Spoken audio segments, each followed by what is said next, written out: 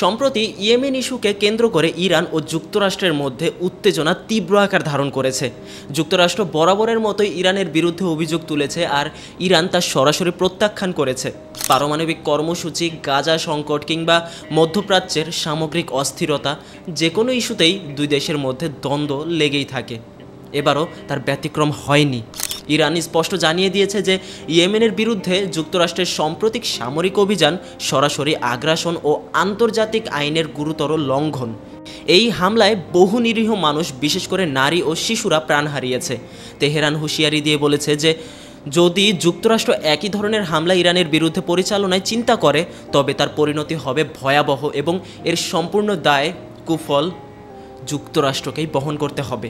জাতিসংঘ ইরানের রাষ্ট্রদূত সাইদ ইরাভানি যুক্তরাষ্ট্রের অভিযোগকে সম্পূর্ণ ভিত্তিহীন আখ্যা দিয়ে তা দৃঢ়ভাবে প্রত্যাখ্যান করেছে। তিনি জাতিসংঘের মহাসচিব অ্যান্তোনিও গুতেরেস এবং নিরাপত্তা পরিষদের প্রেসিডেন্ট ক্রিস্টিনা মার্কাস-লাসনের কাছে একটা আনুষ্ঠানিক চিঠি পাঠিয়েছেন, যেখানে ইরান আন্তর্জাতিক আইন অনুযায়ী তার সার্বভৌমত্ব, আঞ্চলিক অখণ্ডতা ও জাতীয় স্বার্থ রক্ষার প্রতিশ্রুতি পুনর্ব্যক্ত করেছে।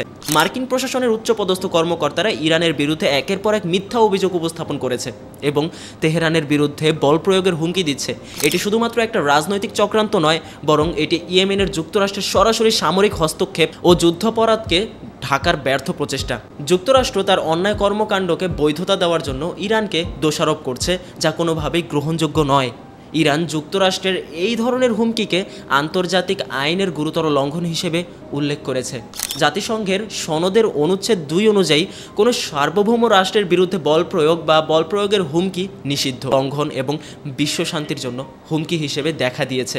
তেহরান জাতিসংঘের নিরাপত্তা পরিষদের প্রতি আহ্বান জানিয়েছে তারা যেন যুক্তরাষ্ট্রের এই আগ্রাসী নীতি, উস্কানিমূলক বক্তব্যের নিন্দা জানিয়ে একটা সুস্পষ্ট ও নৈতিক অবস্থান গ্রহণ করে।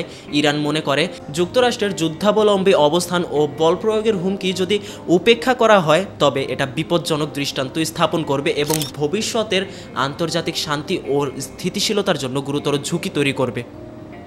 ইরান বহুবার স্পষ্ট করেছে যে তারা সবসময় আন্তর্জাতিক আইন মেনে চলে এবং সামুদ্রিক নিরাপত্তা ও নৌপরিবহনের স্বাধীনতাকে সমর্থন করে।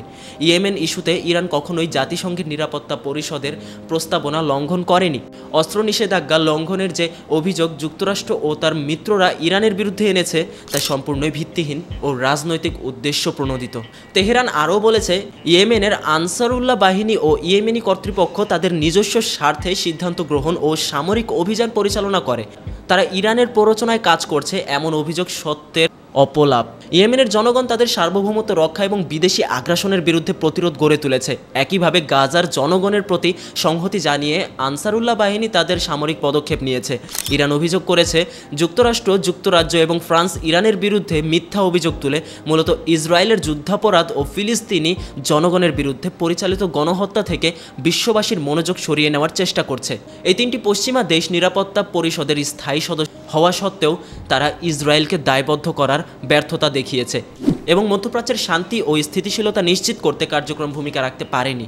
তেহরান স্পষ্ট করে দিয়েছে তারা তাদের জাতীয় স্বার্থ, ভূখণ্ডগত অখণ্ডতা এবং সার্বভৌমত্ব রক্ষার জন্য যে কোনো পদক্ষেপ নিতে প্রস্তুত। যদি যুক্তরাষ্ট্র বা তার মিত্ররা ইরানের বিরুদ্ধে কোনো সামরিক আক্রমণ চালায়, তবে এর প্রতিক্রিয়া হবে ভয়াবহ এবং এর সম্পূর্ণ দায়ভার যুক্তরাষ্ট্রকেই বহন করতে হবে।